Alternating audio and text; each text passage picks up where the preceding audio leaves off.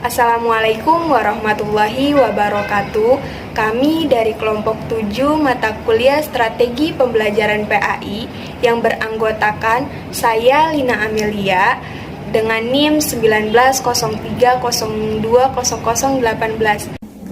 dan saya Ranti Walidaini dengan NIM 1903020044 akan menjelaskan tentang keberagaman peserta didik dan anak berkebutuhan khusus.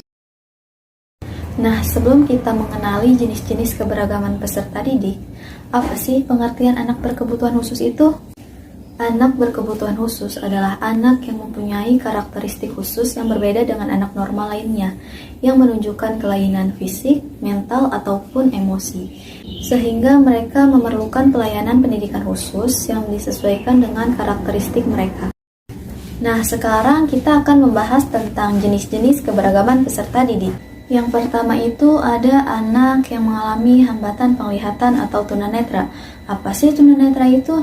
Tunanetra berasal dari kata tuna yang berarti rusak atau rugi, dan netra yang berarti mata. Jadi tunanetra dapat diartikan sebagai seseorang yang sudah tidak mampu memfungsikan indera penglihatannya untuk keperluan pendidikan dan pengajaran walaupun sudah dikoreksi dengan lensa. Nah, proses pembelajaran bagi anak tunanetra itu lebih menekankan pada alat indera lainnya, seperti indera pendengaran dan indera peraba. Oleh karena itu, strategi yang digunakan untuk anak tunanetra itu menggunakan media yang bersifat faktual dan bersuara. Contohnya seperti tulisan braille and tape recorder. Nah, yang kedua itu ada anak yang mengalami hambatan pendengaran dan bicara atau tunarungu dan tunaganda. Apa sih tunarungu dan tunaganda itu? Tunarungu adalah anak yang mempunyai gangguan pada pendengarannya, sedangkan tunaganda adalah mereka yang mempunyai kelainan perkembangan mencakup kelompok yang memiliki hambatan-hambatan perkembangan neurologis. Cara pembelajarannya itu dengan menggunakan isyarat dan media yang bersifat nyata dan dapat dilihat. Media komunikasi yang dapat digunakan itu yang pertama, bagi anak tunarungu yang mampu berbicara tetap menggunakan bicara sebagai media belajar dan membaca. Ujaran sebagai sarana dari pihak anak tunarungu. Yang kedua itu menggunakan media tulisan dan membaca sebagai sarana penerimaannya, dan yang terakhir itu menggunakan isyarat sebagai media. Nah, yang ketiga itu ada anak yang mengalami hambatan perkembangan intelektualnya atau tunagrahita. Tunagrahita itu adalah anak yang mempunyai kekurangan atau keterbatasan dari segi mental intelektual. Nah, pembelajaran pada anak tunagrahita itu lebih ditekankan kepada kemampuan bina diri dan sosialnya. Nah, yang keempat itu ada anak yang mengalami hambatan gerak dan monitorik atau tunadaksa. Tunadaksa adalah ketidakmampuan anggota tubuh untuk melaksanakan fungsinya, disebabkan oleh berkurangnya kemampuan anggota tubuh untuk melaksanakan fungsi secara normal. Proses pembelajaran anak tunadaksa menggunakan proses belajar seperti pada anak normal biasanya, karena pada dasarnya yang mengalami kelainan adalah fisiknya.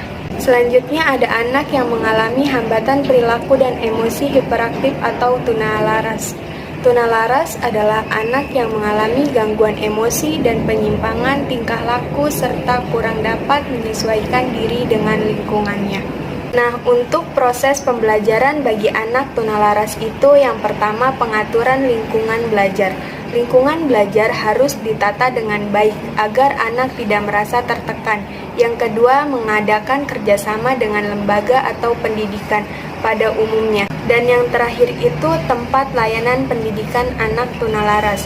Tidak harus bersekolah di sekolah khusus, akan lebih baik jika mereka bersekolah dengan anak biasa. Yang keenam itu ada anak yang mengalami gejala autis. Apa sih gejala autis itu? Autis adalah gangguan pada perkembangan otak dan saraf yang dimulai sejak awal masa kanak-kanak dan berlangsung sepanjang hidup seseorang. Strategi yang digunakan untuk anak yang mengalami gejala autis dalam pembelajaran PAI itu dapat berupa strategi yang mudah dimengerti oleh peserta didik. Seperti halnya dalam berwudu, bukan teori yang kita ajarkan pada mereka, namun praktek secara langsung dan pengawasan yang tepat agar ketika kita mengulang kembali mereka dapat memahaminya. Walaupun butuh pengulangan berkali-kali untuk mengingatkan kepada peserta didik, sama halnya seperti pengetahuan yang peneliti miliki dari berbagai observasi, bahwa anak autis tidak terlalu membutuhkan teori, tetapi mereka membutuhkan pembelajaran yang langsung atau praktik. Terakhir itu ada anak berbakat. Anak berbakat adalah mereka yang memiliki kemampuan yang unggul dan mampu memberikan prestasi yang tinggi. Proses pembelajaran bagi anak yang memiliki kecerdasan dan berbakat tingkat tinggi, yaitu dengan menanamkan nilai-nilai Islam yang tidak melupakan etika sosial, dan anak berbakat memiliki kontribusi besar, yakni agar anak itu mampu menjadi siswa ekseleran yang berkualitas, memiliki kecerdasan intelektual, emosional, dan spiritual yang berimbang.